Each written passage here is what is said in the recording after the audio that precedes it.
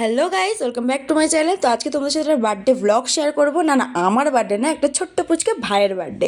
যাই হোক, রেডি হয়ে বাড়ির পাশেই ছিল যেহেতু, তাই তাড়াতাড়ি চলে গেলাম। তাড়াতাড়ি গিয়ে আগেই ফুচকা পকোড়া সব খেয়ে নিলাম, কিন্তু বার্থডে বয়ের আর দেখা পেলাম না।